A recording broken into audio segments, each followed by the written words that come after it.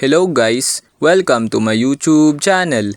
Ngayon ay tuturuan ko kayo kung paano mag-load ng All Data 50 dito sa inyong phone or paano mag-register ng All Data 50 dito sa phone. Una, i-click lang ang ating phone.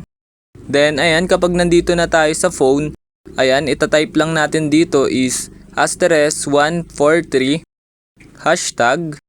Ayan, then kapag na-type nyo na, then dial na natin. So pipili lang kayo dito ng kung anong gamit nyong SIM, kung sa SIM 1 ba or sa SIM 2. Ayan, sa akin is SIM 2 kasi ito yung ginagamit ko or ito yung loloadan ko. Then ayan, magra-run to. Then kapag okay na, lalabas to. Then makikita nyo dito yung number 8 which is all data. Ayan, i-type lang natin 8. Ayan. Then kapag na-type nyo na yung 8, then send. Ayan, then wait natin, then may lalabas na ganito. Then, kapag ganito naman is makikita nyo naman dito yung all data, which is number 1. Ayan, eto. Then, i-type nyo lang number 1, then makikita nyo send, then send. Then, ayan, wait lang uli natin. Then, may makikita na kayo dito, ayan, papamilian nyo kung anong gusto nyo sa all data. Kung for 3 days ba or 7 days or 30 days. So, sa akin, ito lang 2 gig. For 3 days.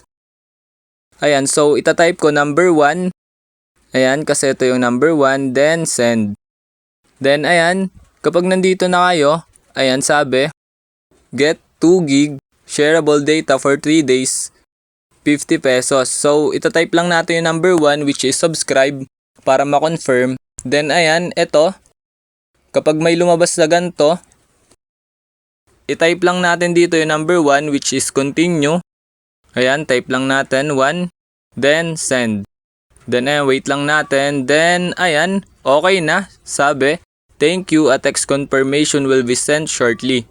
Ibig sabihin, nakapag-load na tayo. Kapag ganyan, i-cancel na muna natin. I-cancel lang natin. Then ayan, wait lang natin may mag-message sa atin. Then ayan, ganun lang kadali mag-load ng All Data 50 dito sa inyong phone. Ayun lang. Thanks for watching. Subscribe me for more videos like this. Thank you.